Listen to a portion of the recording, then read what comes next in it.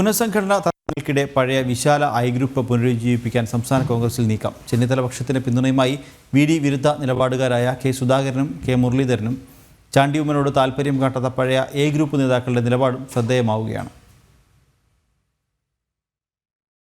Group രഹിത കോൺഗ്രസിൽ പുനഃസംഘടനാ ചർച്ചകൾ വലിയ ചേരിപ്പോര് സൃഷ്ടിച്ചതോടെയാണ് വിശാൽ ഐ ഗ്രൂപ്പ് പുനരുജ്ജീവിപ്പിക്കാനുള്ള നീക്കങ്ങളും സജീവമാകുന്നത്. വി.ഡി. സതീശനും അനുകൂലികളായ യുവനേതാക്കളും പാർട്ടിയിൽ പിടിമുറുക്കാൻ നടത്തുന്ന ശ്രമങ്ങളിൽ മുതിർന്ന നേതാക്കൾക്കുള്ള അതൃപ്തിയാണ് രമേശ് ചെന്നിത്തലയുടെ നേതൃത്വത്തിലുള്ള നീക്കങ്ങൾക്ക് ഇന്ധനം പകരുന്നത്. രമേശ് ചെന്നിത്തലയ്ക്കും ഒപ്പമുള്ളവർക്കും കെ. സുധാകരന്റെയും കെ. മുരളീധരന്റെയും പിന്തുണയും ഇക്കാര്യത്തിലുണ്ട്. കോൺഗ്രസ് നിയമസഭാ കക്ഷിയിൽ സതീശൻ പക്ഷക്കാർക്കാണ് മുൻതൂക്കം. യൂത്ത് കോൺഗ്രസിലെ അടക്കം യുവനേതാക്കളുടെ പിന്തുണയോടെ KPCC പിടിച്ച് മുഖ്യമന്ത്രി സ്ഥാനത്തേക്കുള്ള വഴി സുഗമമാക്കുകയാണ് സതീശൻ ലക്ഷ്യമിടുന്നത്. കെ. സുധാകരനെ KPCC അധ്യക്ഷ സ്ഥാനത്ത് നിന്നും ഒഴിവാക്കി താല്പര്യമുള്ളയാളെ പ്രതിഷ്ഠിച്ചാൽ സതീശന് കാര്യങ്ങൾ എളുപ്പമാകും. അപകടം മുന്നിൽ കണ്ടാണ് സുധാകരനും മുരളീധരനും അടക്കമുള്ളവർ വിശാൽ ഐയോട് അടുക്കുന്നത്. തെരഞ്ഞെടുപ്പ് വിജയങ്ങൾ ഹൈക്കമാൻഡിനും സതീശനോടുള്ള താല്പര്യം വർദ്ധിപ്പിച്ചിട്ടുണ്ട്. ഇതെല്ലാം ഒന്നിച്ചു നിൽക്കാൻ വി.ഡി. വിരുദ്ധരായ മുതിർന്ന നേതാക്കളെ പ്രേരിപ്പിക്കുന്നു.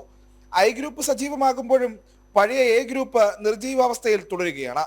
മുൻപത്തെ ഗ്രൂപ്പ് നേതാക്കളിൽ നല്ലൊരു ശതമാനവും വി.ഡി. സതീശനൊപ്പമാണെന്നാണ് സൂചന. തിരുവഞ്ചൂർ രാധാകൃഷ്ണൻ സതീശന് അനുകൂലമായ നിലപാടുകൾ സ്വീകരിച്ചു തുടങ്ങിയിരിക്കുന്നു.